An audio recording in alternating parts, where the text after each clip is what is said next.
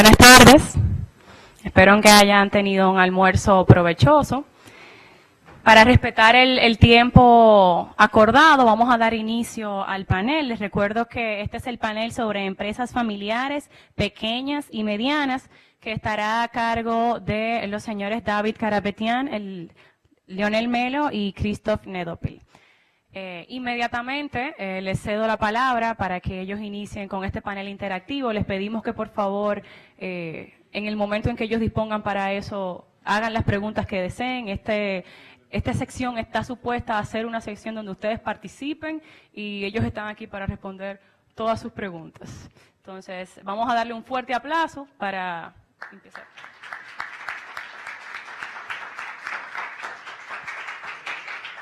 Thank you very much, and welcome back from lunch.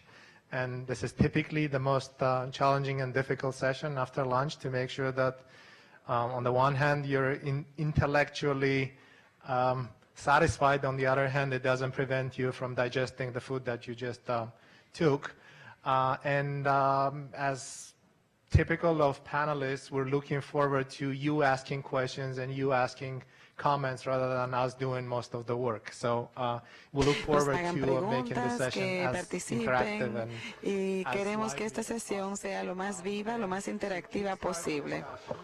Para iniciar esta discusión, el tema que nos ocupa hoy es el gobierno corporativo para las compañías familiares, medianas y pequeñas, y quisiéramos tener una apertura interactiva con ustedes en la forma como de una entrevista en la que cada uno de nosotros va a estar haciendo estar entrevistando a los otros panelistas para conversar sobre los distintos tipos de compañías que hay.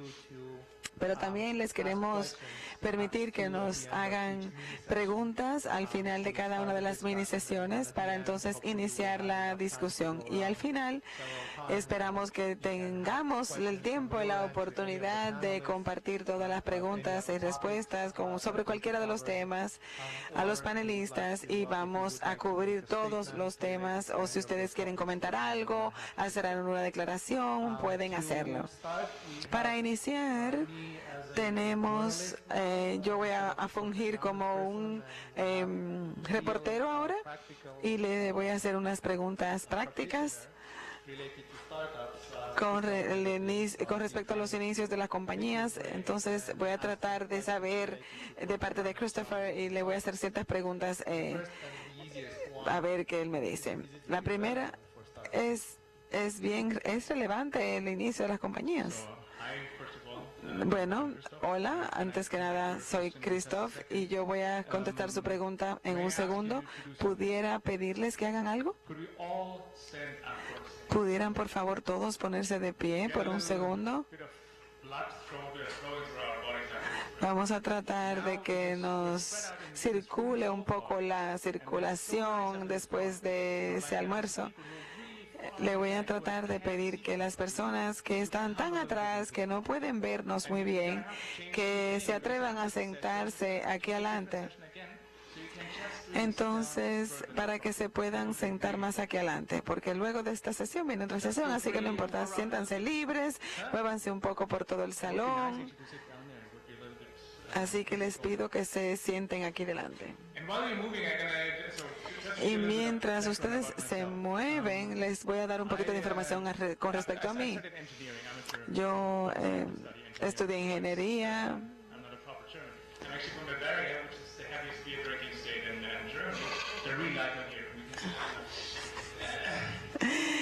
Voy a tratar de chistear un poco con lo que ustedes se van sentando aquí adelante. Entonces, yo después que me gradué de ingeniero me fui a Suiza para tener mi PhD en gobierno corporativo, y ahí empecé a trabajar con el IFC sobre el manejo de crisis. Escribimos varios libros y también fundé mi compañía propia hace unos 6 años de servicios que tiene que ver con innovación de investigación de mercado y en los cambios demográficos, más o menos. Ustedes saben que en Europa hay muchas partes del mundo, la demografía cambia rápidamente.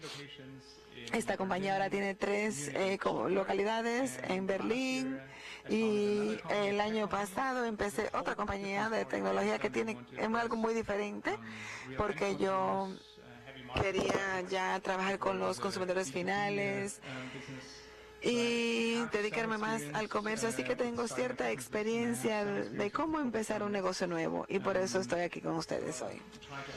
Entonces voy a tratar de responder su pregunta ahora. ¿Por qué necesitamos un gobierno corporativo para las empresas que recién inician? Bueno, yo creo que es una pregunta un tanto interesante, porque generalmente uno empieza diferente en las empresas pequeñas que en las empresas grandes.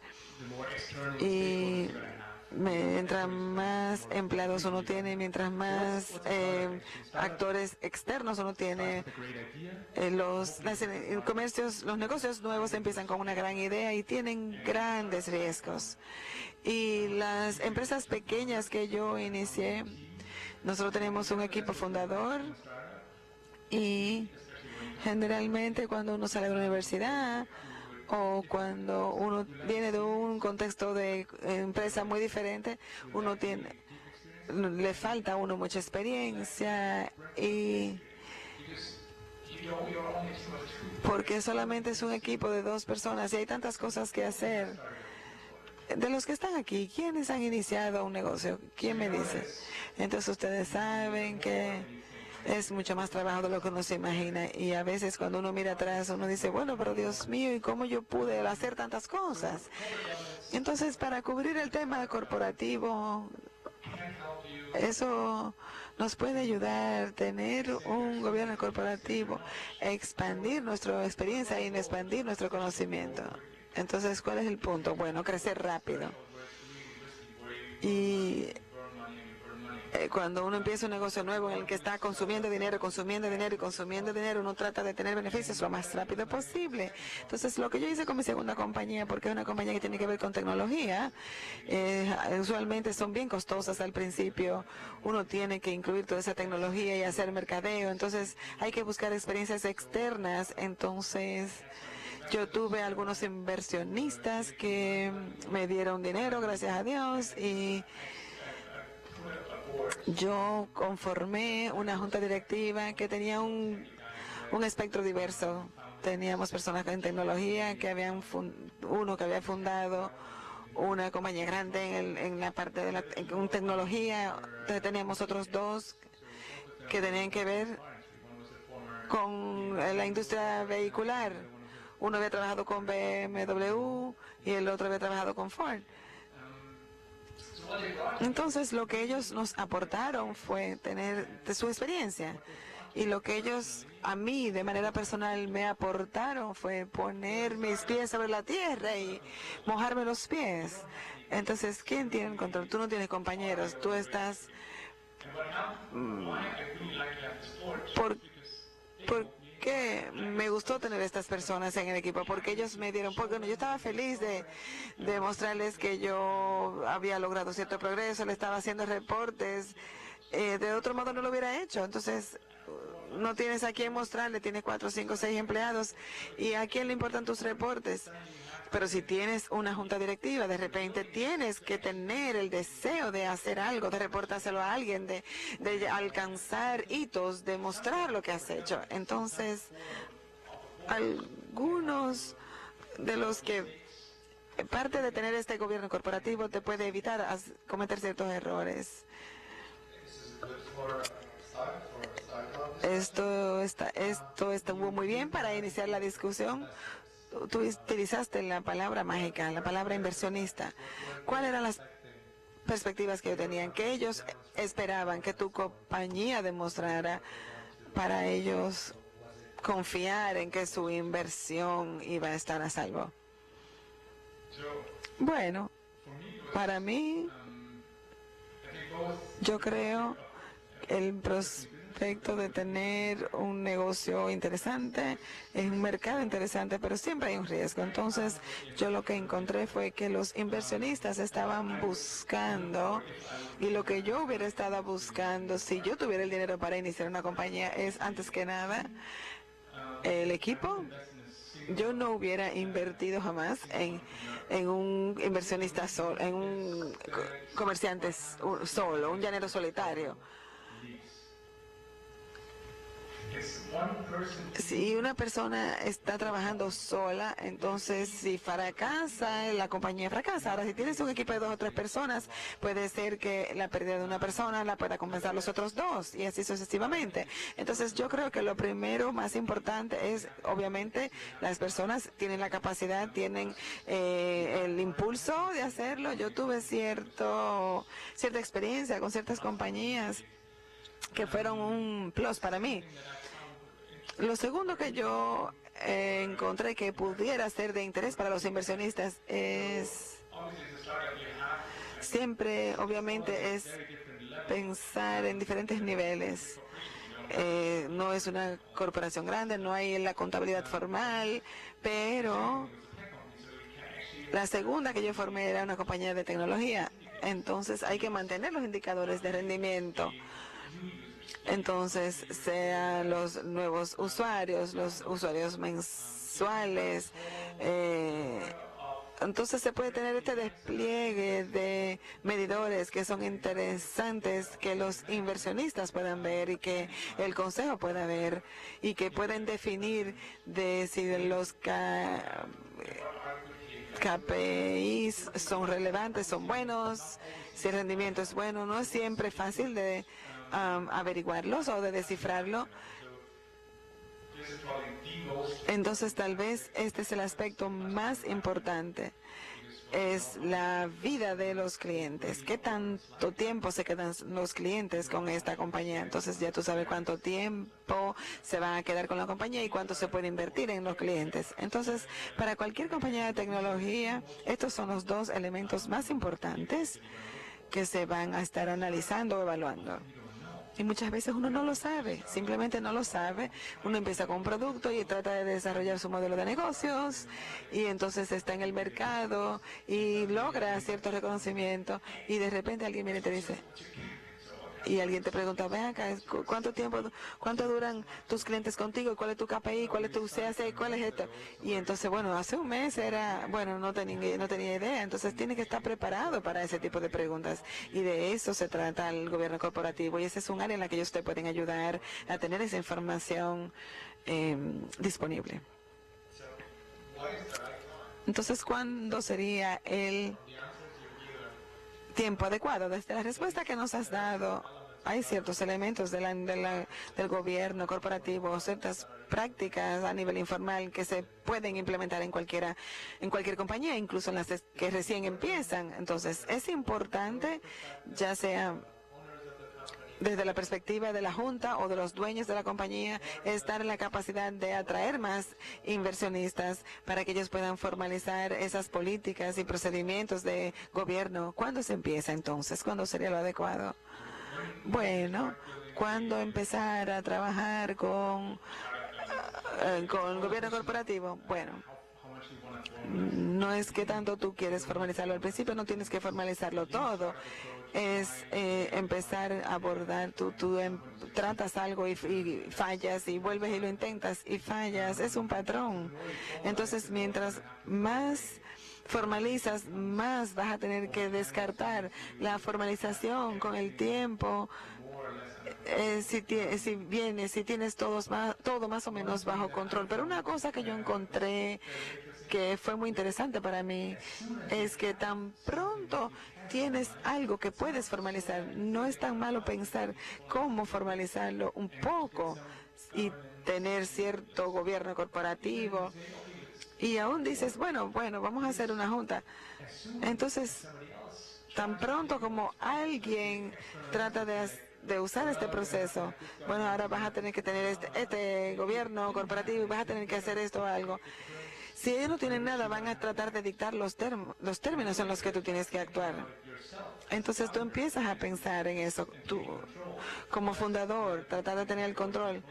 Y mientras más tú tienes el control, menos control te pueden tomar los demás. Entonces, buscar los inversionistas adecuados es algo que puedes hacer, bueno, con tus familiares, tus padres, tus hermanos. Pero generalmente los inversionistas quieren tener cierto nivel de control. Y mientras más tú puedes determinar por ti mismo, menos pueden ellos dictarte lo que tú tienes que hacer. Entonces, mientras más formalización uno tiene, más ellos van a tratar de influir en esa área.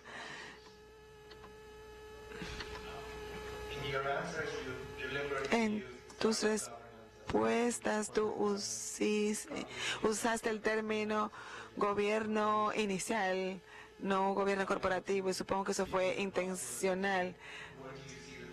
Pero yo quiero darte la oportunidad de que me puedas decir, bueno, ¿dónde tú ves la diferencia o cuál sería la diferencia entre el gobierno inicial de una compañía y el gobierno corporativo?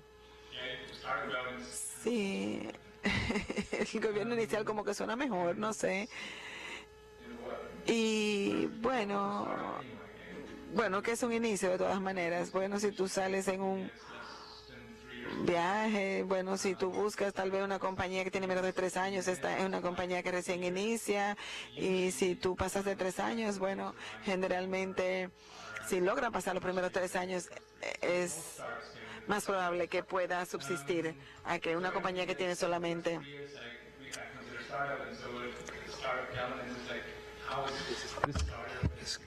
este inicio, que usualmente es pequeño y está dirigido y controlado de manera que va a ser muy diferente a lo que es una corporación real. Pero la pregunta es, ¿qué tanto difiere el inicio de la gobernanza del gobierno corporativo que los inicios en general? Y creo que hay una diferencia muy grande. No existe este inicio de gobierno, esta buena práctica que nadie puede decir que es la misma para las empresas. Una que inicia que tenga 4 fundadores va a tener una forma de gobierno diferente que una que tenga solamente unos fundadores, de manera que usted tiene 4 fundadores y 4 gerencias o 4 gerentes en el equipo. Es más formalizado, porque de lo contrario va a haber mucha duplicidad y es un desperdicio de tiempo, y eso es lo último que usted quiere que pasar, porque de lo que menos usted dispone tiempo. Mi primera compañía fue una empresa de servicio y tan pronto vendíamos algo ya teníamos los primeros beneficios, lo cual es maravilloso, pero también es un negocio de un crecimiento lento, porque todo depende del personal que usted va a tener, de manera que usted tiene 4 personas que le venden a clientes maravillosos, pero solamente va a tener 4 personas a quien venderle. En la compañía de tecnológicas es totalmente diferente, tiene que hacer fuertes inversiones antes, y si usted tiene éxito, va a ser un negocio de crecimiento asombroso.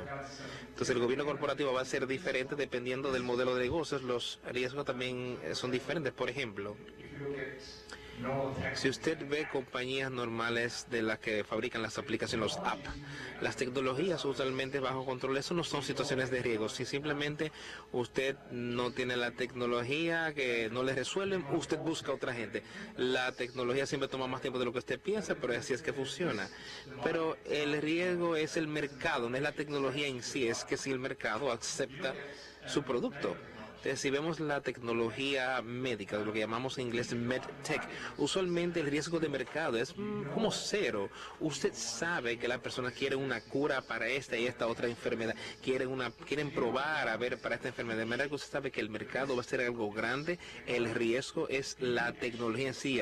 Realmente usted puede conseguir que esta medicina funcione, usted consigue la aprobación, usted consigue que este dispositivo, este aparato médico, usted logra que funcione.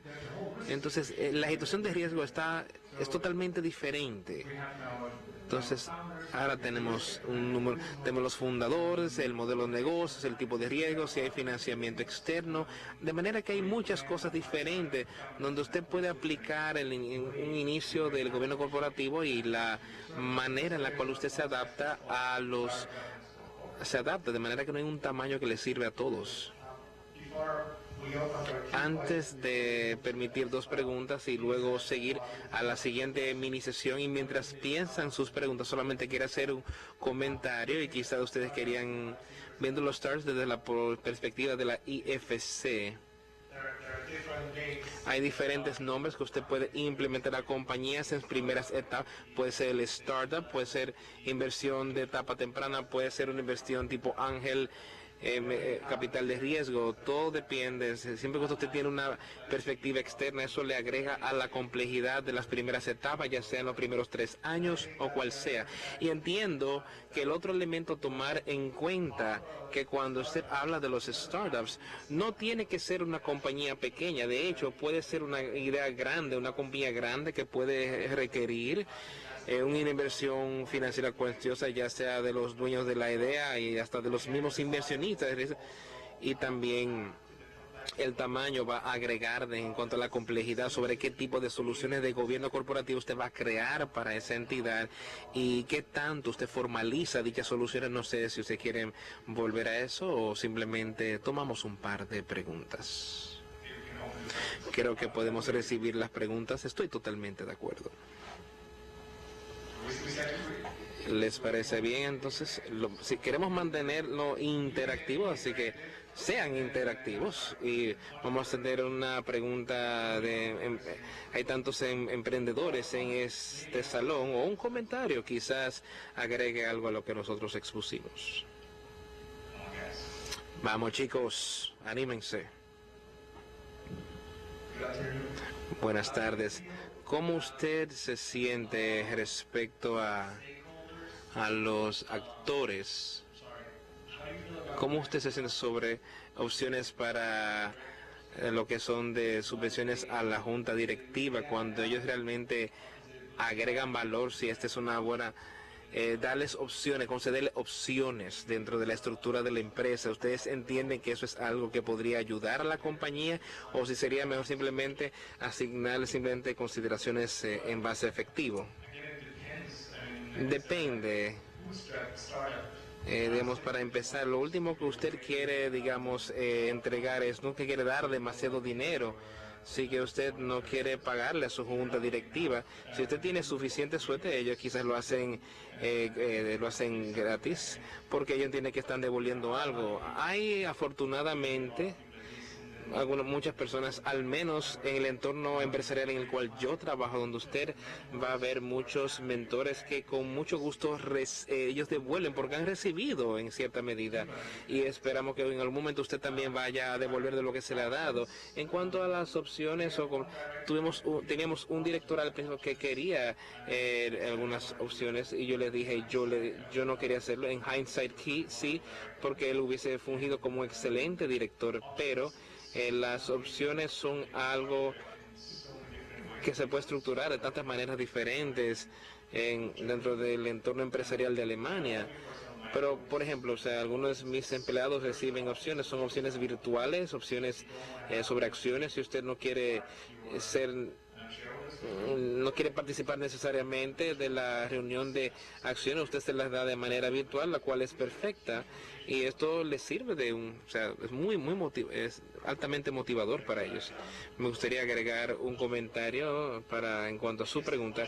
Entiendo que la pregunta, por si usted probablemente quiere tener conversación verbal, si no solamente fija, para una junta de directores, digamos, en el inicio, en el startup. Usted sí quiere lograr que haya un alineamiento entre su junta directiva y la gerencia, quiere que estén perfectamente alineados, y por supuesto las opciones son una manera de hacerlo, porque eso hace que la conversación muy buena, asumiendo que usted quiere pagar por sus directores, pero usted puede lograr diversas conversaciones sin tener que concederle opciones, simplemente por ser beneficios de algunos KPIs de lo que él mencionó antes. Y antes también quiere comunicarle esa conversación. Así que el asunto es más, si usted quiere tener conversación variable y no solamente la fija. Y entonces, suponiendo que ustedes sí elijan hacer eso, entonces tienen que hacer distinción entre aquellos directores que están allí para fines de control o responsabilidades fiduciarias, encontrarse con aquellos que están simplemente para añadir en cuanto a la innovación, a las etapas de innovación y crecimiento. Para aquellos que están más relacionados con la responsabilidad fiduciaria, usted no quiere ese alineamiento, así que ellos tienen que estar bajo compensación fija, no deberían tener un interés en cuanto al crecimiento o el riesgo en general, porque ellos están para controlarlo, como dijo Christoph anteriormente. Una pregunta más. Sean valientes. Muy bien. ¿Usted tiene una pregunta?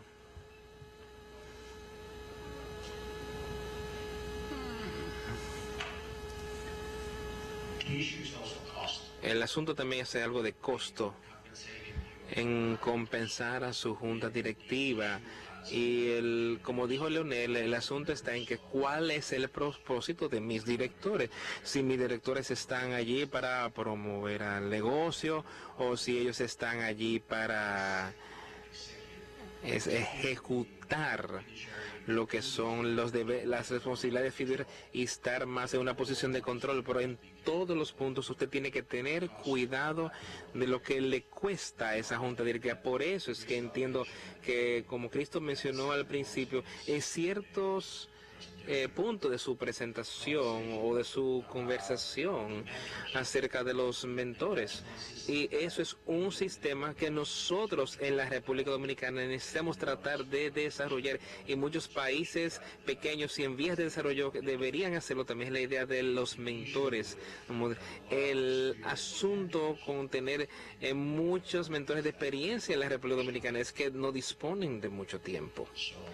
Entonces, la idea de que en la junta directiva, o sea, en la junta se reúnen cada mes o algo así, eso es algo que tenemos que sacar de nuestro paradigma y empezar a analizar de que no es una idea de una junta, o sea, administrativa, o quizás entrar a un sistema como el que ustedes tienen en Alemania, con una junta de gerentes y otra compuesta de supervisores, y eso más o menos cambia y sería una manera muy fácil de separar a sus directores de negocios de aquellos que son de carácter fiduciario. Eso podría tomar en cuenta diferentes ideas. ¿Por qué? Esos son parte de los problemas que tenemos aquí. Usted tendría un mentor, pero el mentor no dispone de tanto tiempo. Tiene muchas otras responsabilidades que hacer para el negocio y para dinero. Pregunta honesta, ¿usted entiende que los mentores alemanes disponen de mucho tiempo? No, pero son más organizados que nosotros. Fue la respuesta. Y sí, estoy de acuerdo. Lo que yo tengo es una junta asesora para la compañía, de manera que es una especie de mentores, no tienen deberes fiduciarios reales. Tenemos también a lo que son accionistas externos a la compañía, y de hecho por una razón sencilla, ni si no tienen este deber fiduciario como junta, porque ¿para qué pagar por algo tan grande? Porque si ellos ya tienen un deber fiduciario, entonces no van a inscribirse, al menos que eso represente un riesgo financiero. Entonces, si usted quiere un tipo de seguro de DNO como un índice pequeño, algunos de ellos van a decirle, ¿para qué usted invierte en un seguro de ese tipo? Es mucho dinero, usted no debería desperdiciarlo, usted debería utilizarlo bien en su producto antes de asegurar para lugares donde usted no tiene un resultado. Entonces, en la etapa de inicio, conseguir los mentores, y estoy de acuerdo, lo llamamos junta asesora, y se trata de hacerle la pregunta personalmente a la persona. Yo de hecho lo he hecho y les he preguntado, ¿ustedes quieren asesorarme? Esto es el trasfondo, este es el modelo de negocio, ayúdenme, y nos vamos a reunir 2 o 3, 4 veces al año, dependiendo de la situación del negocio. Podemos hacer reuniones por teléfonos y eso sería maravilloso. De hecho, ninguno se negó, ninguno dijo que no, entonces tuvimos que al final escoger a quién podíamos elegir. Un comentario rápido para pasar a la siguiente mini sesión. Las juntas asesoras no descubrirían usted de que para una compañía de startup de inicio, un equipo algo más fácil de implementar, sea menos formalidad, y usted no tiene estas responsabilidades fiduciarias en el principio, y al mismo tiempo permitir que se le contribuya a la compañía con lo que es conocimiento intelectual. Definitivamente, las juntas asesoras sirven más o menos de mentores y son rápidas. Y el inicio se trata de la velocidad. Entonces, mientras más usted lo formaliza desde el principio, entonces ya más usted se va cansando y después no quiere hacerlo. Muy bien. Te voy a cambiar los papeles ahora, entonces y ahora voy a entrevistar muy en serio. Leonel, gracias por estar en este panel. Vamos a tener una conversación sobre empresas medianas y pequeñas y su gobierno corporativo. Y el gobierno corporativo esperamos de que les agregue valor. Esta mañana hablábamos sobre el cumplimiento, pero ¿a dónde usted ve el valor agregado de lo que es el gobierno corporativo en cuanto a las empresas familiares y medianas y pequeñas? ¿Y bajo cuáles circunstancias es que realmente agrega valor? Muchas gracias a todos. Es un placer para mí formar parte de este panel. Aquí veo dos preguntas, de hecho, las cuales están interconectadas y están, digamos, incluidas en su pregunta. Una que hacemos con frecuencia es que si el gobierno corporativo agrega algún tipo de valor, y entiendo que la respuesta debería ser muy obvia ahora mismo, ya que estamos siguiendo este ciclo de la compañía y después de escuchar a Christophe explicando convenientemente cómo es que el gobierno corporativo puede agregar valor a los startups, a los inicios. Cuando usted avanza en el ciclo, entiendo que todos deberían estar convencidos para ahora de que sí agrega valor. Ahora, ¿cómo es que agrega valor? Es probablemente la segunda parte de la pregunta y es la más importante, diría yo. Yo trato de ver el gobierno corporativo como parte de o un instrumento de lo que es la estrategia general de una empresa. Vamos a ponerlo de esa manera para empezar. El gobierno corporativo no debería ser visto como algo que simplemente sea un fin en sí mismo, como un medio para un fin. No es necesariamente bueno o malo en sí, es bueno o malo, depende si le agrega a algo. Si agrega, entonces debería ser a la estrategia general de la empresa. Y básicamente eso significa dos cosas. En primer lugar, el gobierno corporativo debería ser compuesto de manera que pueda permitirle a una compañía a decidir de manera muy efectiva sobre sus estrategias generales. Tiene que estar compuesto de una manera que realce los procesos de toma de decisiones para la planificación estratégica de una empresa. Eso tiene mucho que ver con lo que lograr consenso, de lograr la mayor multiplicidad y consejo. Eso sería posible en formas de mentorías o de fiduciarios, o ciertamente eso es necesario, y también debe de estar compuesto de manera que permita una ejecución adecuada de dicha estrategia una vez haya sido ya decidida. Entonces el factor clave para el éxito aquí es la alineanza en general. El gobierno corporativo tiene que estar alineado con algo, y ese algo es la estrategia general de la empresa. Si apoya el proceso de toma de decisiones, si es un buen plan A y B, si le agrega de manera correcta en la fase de ejecución del plan, entonces el gobierno corporativo agrega valor. De lo contrario, es algo bueno de tener, probablemente quizás muy costoso, como Raimundo estaba mencionando, pero siempre y cuando lo veamos como algo que está relacionado con el proceso de planificación estratégica de una empresa, entonces sí agrega valor. Entonces, ¿cómo usted ve que agrega? O sea, ¿cómo es que eso se ve mejor para empresas medianas y pequeñas? ¿Cómo se cuantifica o cómo se ve? Puedo pensar en muchos factores, al menos en 4 que vienen a la mente. Entonces, si pienso lo suficientemente, puedo pensar quizás en 5 y tener así un número redondo, pero al menos 4 ciertamente puedo recordarlas con mucha facilidad. El primero tiene que ver con lo que es la asignación adecuada en cuanto a los intereses de la compañía en general, en compañías medianas y pequeñas. La segunda tiene que ver con lo que es la calidad que se hace la deliberación. El tercero tiene que ver con lo que es la velocidad y flexibilidad de la ejecución, entiendo que es muy importante. Y la cuarta es el control. En ese orden particular, y me gustaría dedicar un poco de tiempo, si me lo permiten, a todos y decirle por qué el orden es importante.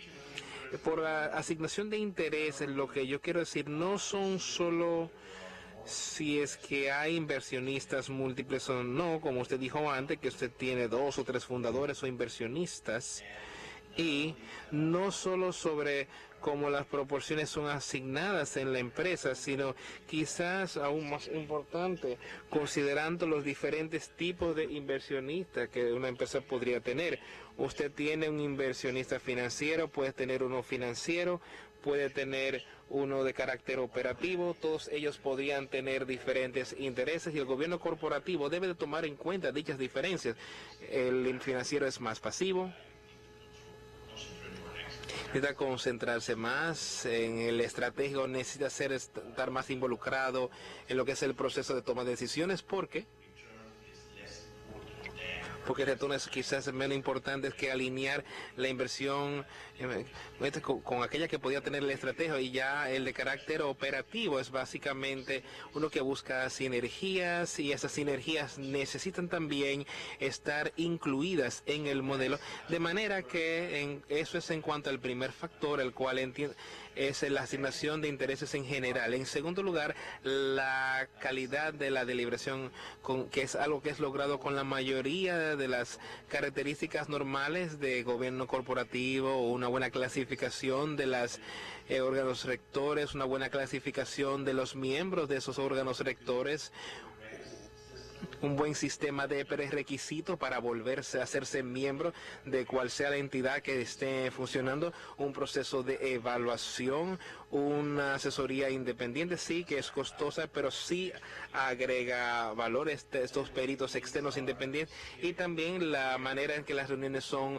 programadas, preparadas, todo el proceso en cuanto a la frecuencia y la preparación de las reuniones, todos esos agregan a la calidad de la deliberación que toma lugar, que debería ser uno de los propósitos que usted podría buscar con un buen modelo de gobierno corporativo.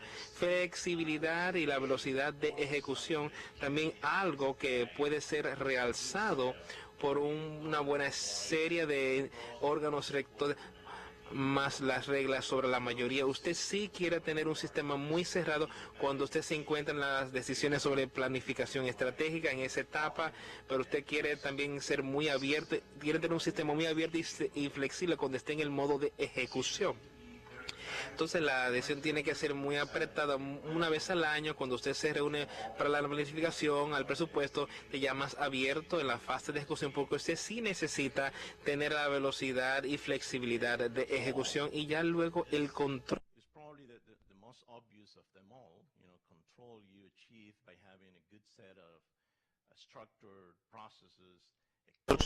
Estructurado, es una rendición de cuentas, una cultura de rendición de cuentas que debe de estar en la compañía. La razón por la cual yo insisto en que el orden es imposable, yo creo que el control debería ser el menor de sus objetivos, el último, no el primero, es porque, volviendo a su pregunta, que es cómo es que agregamos valor por medio del gobierno corporativo.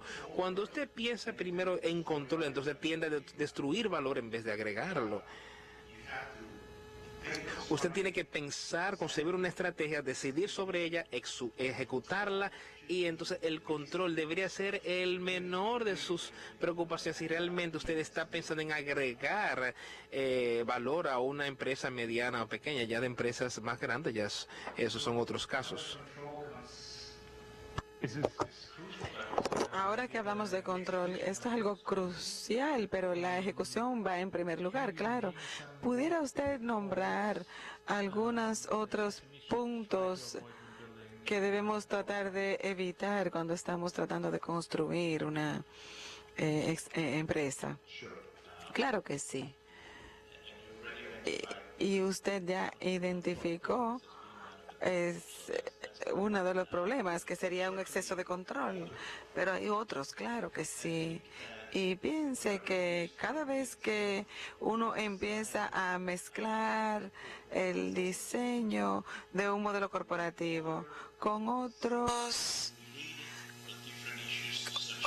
temas similares, relacionados pero diferentes, como por ejemplo las estrategias, los derechos de las minorías o soluciones cerradas. Entonces ahí uno se mete en problemas, yo creo. Y el éxito es algo que siempre se necesita, independientemente del modelo que se tenga. Bueno, están en el otro panel, están decidiendo la diferencia que existe entre empresas abiertas y empresas cerradas. Ahora, si usted está invitando a un inversionista financiero en una compañía que no cotiza, entonces ahí hay una diferencia muy grande. Usted tiene que incentivar a esa persona para que facilite los fondos para un tipo de producción o algún tipo de compañía. Pero estos son temas muy diferentes a los que nos conciernen en la construcción de un modelo corporativo. Yo creo que cuando uno se mete en problemas es cuando uno entra en uno de estos puntos. Asimismo, esas soluciones rápidas, cuando se tiene un modelo muy cerrado, a veces se toman decisiones apresuradas,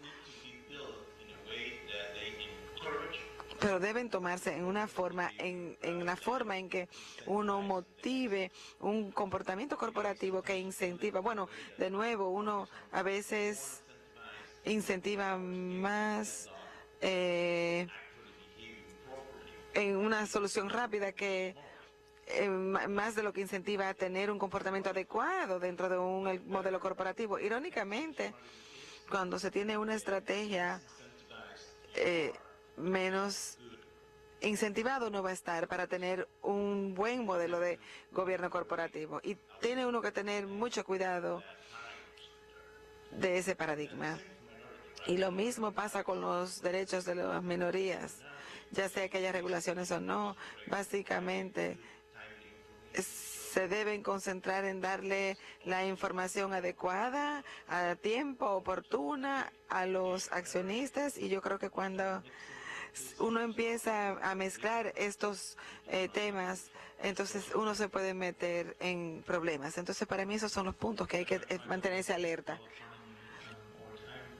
Yo no voy a tratar de no meterme en el problema de pasarme de tiempo, porque claro que hay muchos otros temas que conversar.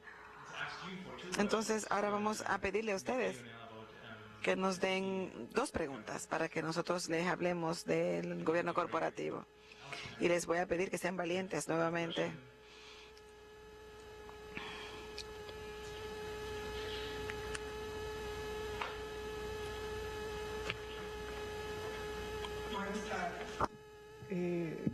Me gustaría dominicanizar un poco este panel y voy a comenzar haciendo la pregunta en español a Leonel. Quiero contextualizar la pregunta. Vamos a ser realistas. En la República Dominicana, la mayor parte de los negocios no están formalizados bajo la ley de sociedades o cualquier otra legislación. Un señor tiene un dinero que le mandan de fuera y decide instalar un negocio, sea de expendio de alimentos o de alquiler de cualquier tipo de vehículo en la playa. Esos son los pequeños negocios de la República Dominicana. Estamos hablando de una compañía, una empresa de una persona, una empresa de 2 personas, generalmente del tipo familiar. ¿Cómo tú te aproximas desde el punto de vista estrictamente de gobernanza corporativa de cara, por ejemplo, a viabilizar la obtención de financiamiento, de presentar una cara empresarial, comercial, banqueable, a este tipo de empresa que es, digamos, rudimentaria, simple, sin board of directors, no tienen idea de lo que es un fiduciary duty, apenas tienen un sistema contable, están obligados a pagar impuestos y probablemente eso les tenga un poco más organizada los números, ¿cómo tú los acercas? ¿Cómo tú acercas a esa gente que está siendo abordada por el Estado Dominicano a través de un programa para pequeña y mediana empresa a este mundo de la gobernanza corporativa para hacerlos banqueables? O a la inversa, ¿cómo acercamos a los bancos a este mercado que está deseoso de recibir financiamiento para agrandar el negocio y demás? Yo voy a responder en español. We had previously decided that we were going to settle for English just for the benefit of my fellow panelists here, but I'm going to Al answer principio that habíamos question in decidido Spanish. hablar más que nada en inglés para que los panelistas se les hiciera más fácil, pero voy a responder su pregunta en Y español.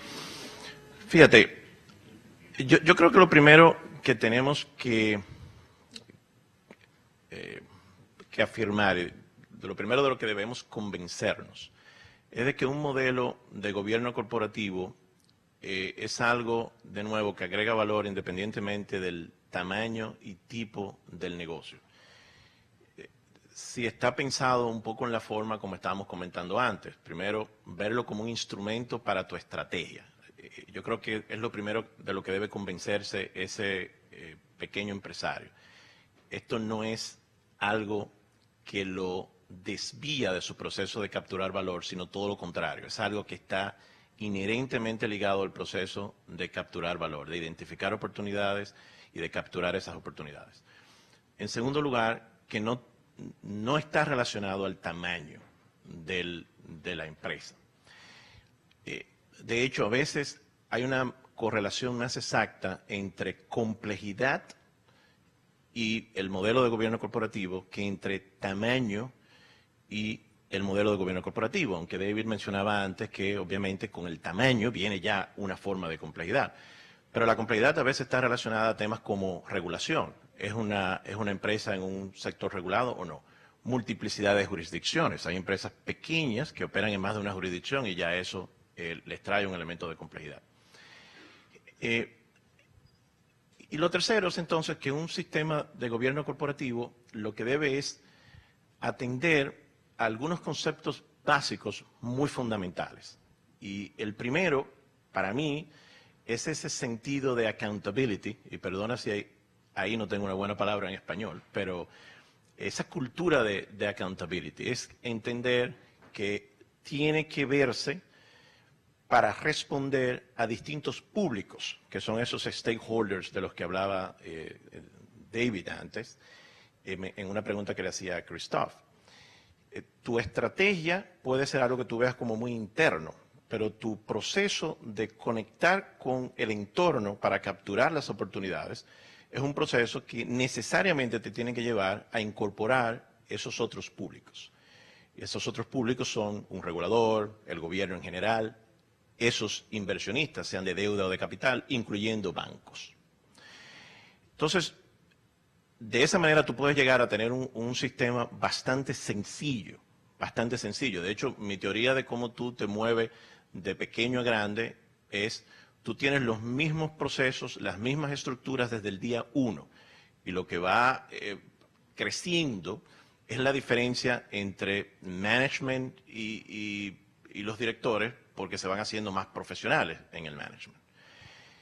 El mismo trabajo de culturalización hay que hacerlo del lado del regulador y del gobierno. Estoy de acuerdo contigo, porque yo creo que tú, en tu pregunta, intuyo la sensación de que el proceso de evangelización no solo se requiere en los empresarios, sino también en esos otros públicos para lograr el match.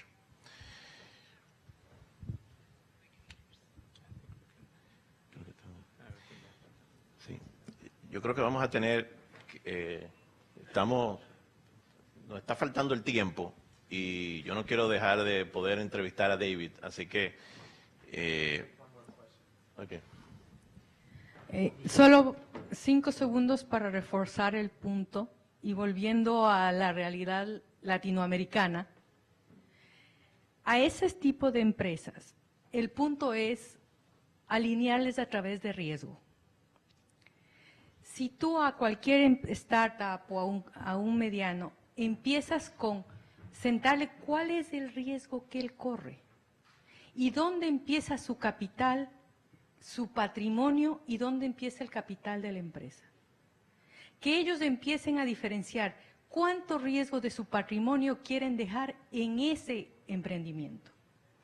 Solo así vas a poder conseguir que ellos empiecen a diferenciar cuánto es yo con mi sombrero de accionista o inversionista y cuánto es este negocio de freír pescado en Boca Chica.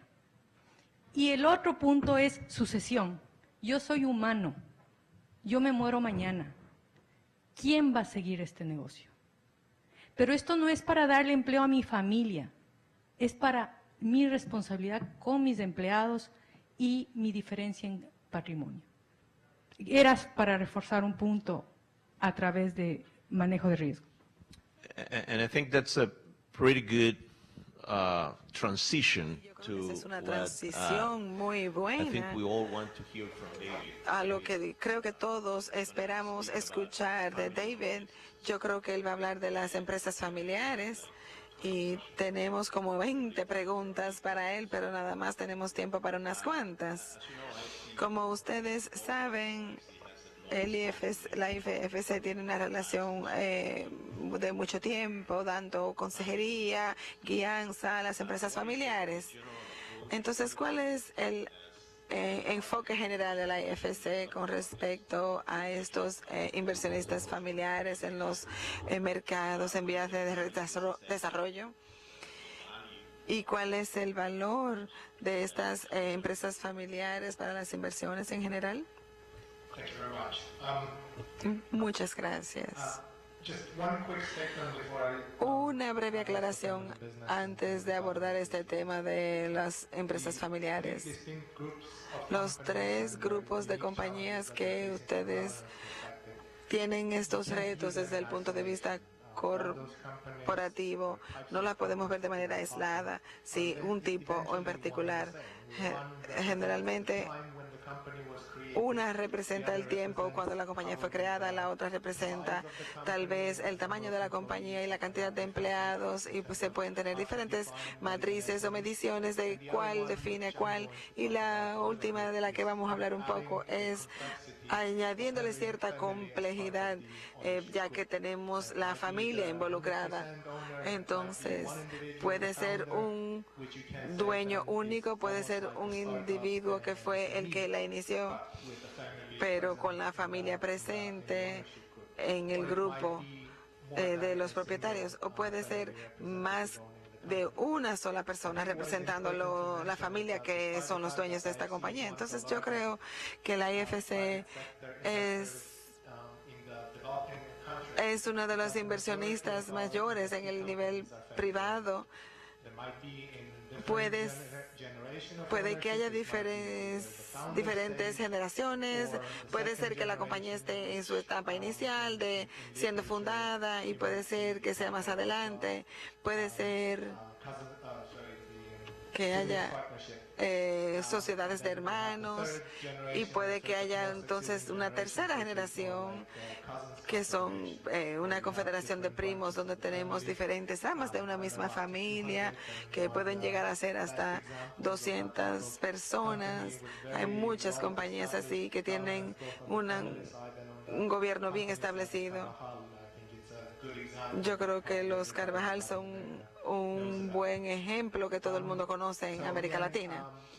Entonces, esto es como la mantequilla y el pan que van siempre juntos. En el sector financiero tenemos ciertas inversiones de IFC. Tenemos muchas compañías nacionales que son familiares.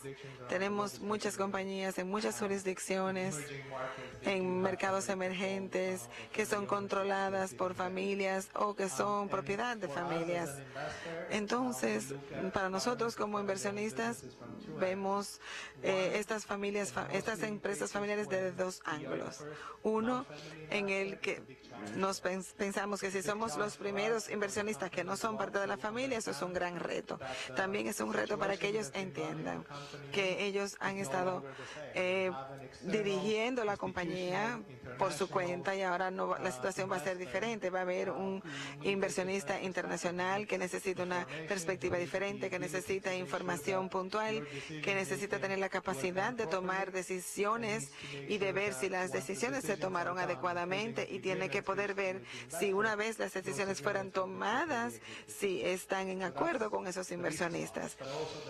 Entonces es la parte del riesgo, pero también hay una parte de oportunidad, porque entendemos que las empresas familiares tienen ciertos elementos que son buenos. Por ejemplo, número uno, lo primero que ven los inversionistas es la consistencia o el enfoque que le da esa familia a los negocios.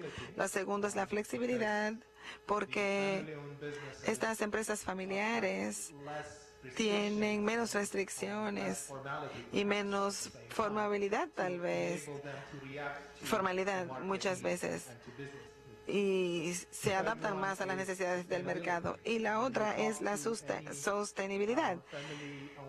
Las compañías familiares, es más fácil hablarle al fundador, y cuando uno habla con los herederos, todos tienen esa perspectiva a largo plazo. Ellos quieren pasarle la compañía a la próxima generación y tienen ese sentido de que la compañía permanezca en el tiempo y sobreviva a sus vidas y a la de sus hijos y la de sus nietos.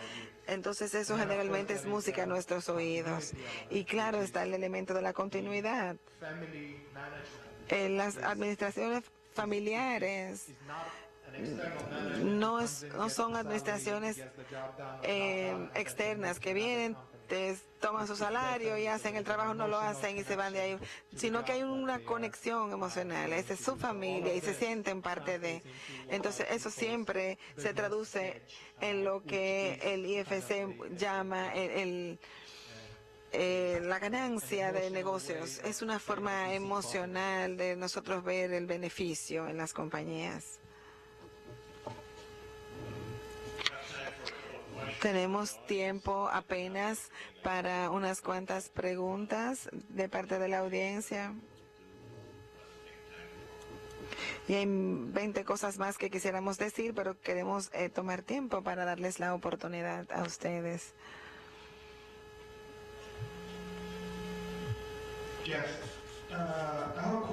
Yo tengo una pregunta. En la primera generación de una compañía, tienes el fundador. Y cuando ya el fundador no está y le deja la compañía a sus hijos, muchas veces, cuando todas las personas están involucradas, se desarrolla una lucha de poder entre los hermanos, y ustedes tienen, tal vez no tienen una manera formal de tomar decisiones. Hay cierta informalidad. Sería un poco arriesgado para una compañía que ya está en su segunda o tercera generación de tener algún tipo de gobierno corporativo que no fuera establecido por el fundador. Esa es una pregunta muy buena. Yo creo que la mayor parte de la discusión que hemos tenido hasta ahora es con respecto a la evolución de los gobiernos corporativos. Y así mismo sucede con las compañías familiares. He tenido muchas conversaciones con los fundadores de empresas, incluyendo situaciones que han sido un tanto como un reto para ciertos inversionistas, en los que tuvimos una inversión en una empresa que era un señor de 87 años, su hijo tenía 57, pero todavía no estaba gobernando la compañía, y entonces esa persona había ya nombrado 3 CEOs en un tiempo y no habían aguantado el puesto. Definitivamente ahí había un problema. Entonces, lo primero que se le pregunta al fundador es: vamos a dejar a los otros que piensen en esa parte de la gobernanza. Pero si usted no empieza con tiempo suficiente y ¿Está el señor Steger aquí? Como usted, ¿qué diría? Usted tenía que implementar las soluciones antes que los problemas surjan, porque si espera que los problemas se presenten, entonces va a ser más difícil. En segundo lugar, puede ser que no encuentre ni siquiera, no pueda encontrar la solución. Entonces puede ser que se afecte la supervivencia de la compañía. Entonces voy a decir lo que dice el señor Steger una vez más. Cuando hay hermanos que no se llevan bien, generalmente la mamá siempre está cerca y creo que casi siempre ella puede tomar las decisiones correctas.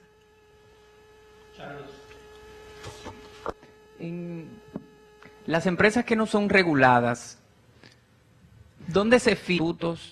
¿Se hacen en una documentación alterna? ¿Se hace un código? ¿Quién regularía el cumplimiento de la misma y quién aplicaría las sanciones en caso de incumplimiento? Gracias. That's a very good question again. 3 questions in one. And there are Esa more es than una 3 answers. pregunta muy buena.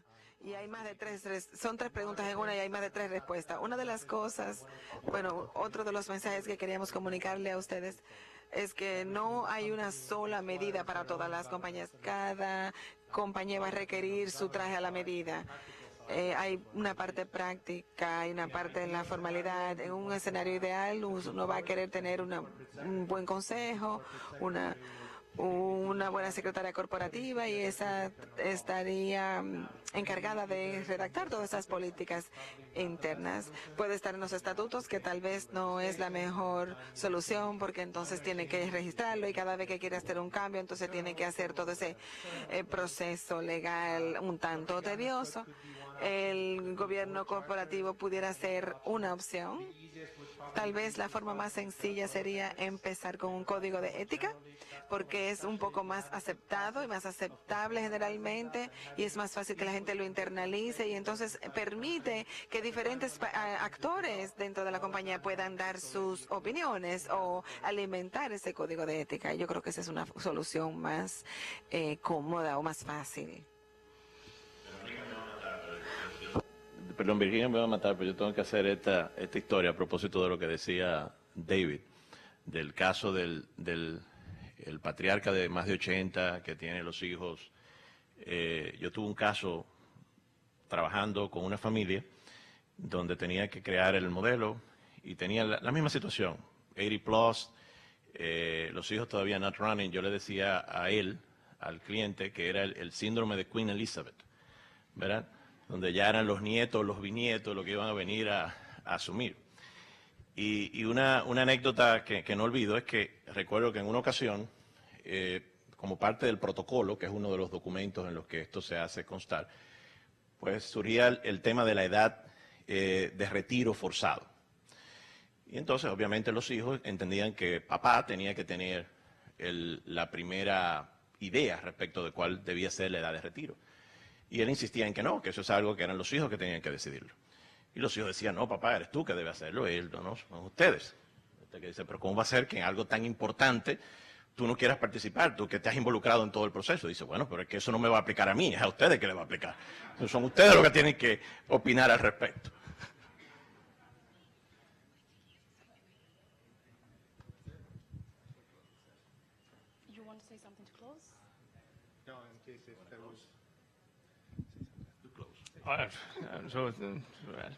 I think time is up.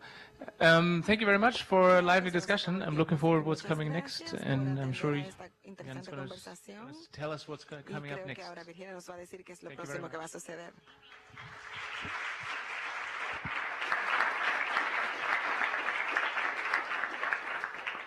Aunque estuvo entrando y saliendo por las discusiones, me parece que fue un panel bastante interesante y espero que haya llenado las expectativas de todos. Ahora viene quizá lo que es el